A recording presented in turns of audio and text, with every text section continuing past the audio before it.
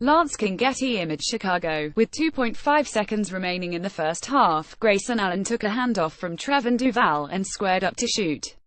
Midway between the United Center and Champions Classic logos, Allen was safely into NBA three-point range. Above the extended right arm of Leroy Tum Tum Nan Jr., Allen fired and sank the shot. The buzzer sounded, Allen celebrated with teammates, and number 1 Duke went to halftime with a 3,834 lead over number 2 Michigan State. Even without the buzzer beater, Allen would have had the most impressive stat line of any player on either team, and among those players were about a half-dozen future first-round NBA draft picks. But when he hit that deep three, he said after the game, the basket started looking big. In the locker room, Blue Devils assistants John Shea and Nate James told Allen he was hot and to keep shooting. So in the second half, he shot on, connecting on 8 of his final 14 attempts and finishing with a career-best 37 points in Duke's 8,881 win. Purely from a basketball perspective, it might have been Allen's most impressive performance. No longer is he reliant on what he has called kamikaze drives, where he gets to the paint and, oftentimes, crashlands. He has rediscovered the deep shot that made him such a sought-after high school prospect. No longer is he hobbled by endless leg injuries. In fact, he played all 40 minutes against the Spartans. On college basketball's biggest stage, Allen was the best and most entertaining player. Can't that be enough for now? Paul Beach Associated Press. This season, Allen will be the perfect candidate for the kind of redemption story opinion writers and on-camera pundits love. He saved Duke's national title game against Wisconsin in his freshman year and then derailed his sophomore year by repeatedly tripping opponents.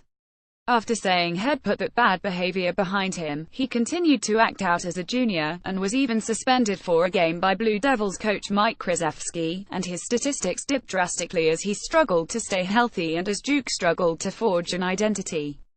This performance will put him at the front of the National Player of the Year conversation for the foreseeable future, and I say we leave it at that and let ourselves be entertained by one of the best players in the sport. Allen, for his part, seems equally committed to shifting the focus back to basketball.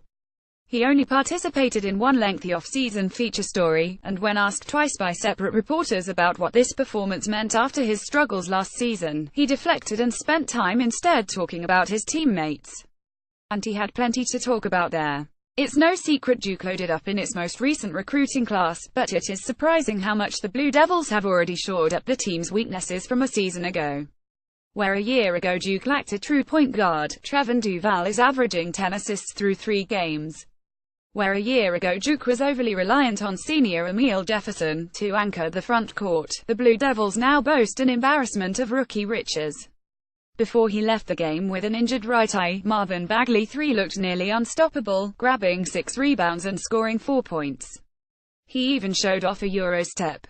And Wendell Carter Jr. recovered from early errors to record a double-double.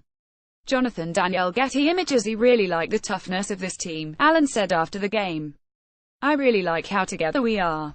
It's a really fun group to play with. Last season, the question is Duke back became a running joke in college basketball circles, and while these Blue Devils may still have rough stretches ahead, it's clear they're building from a much sturdier foundation. On defense, they locked into a zone, playing it on every possession, save one that looked smooth and stifled the Spartans for much of the first half before Bagley's departure.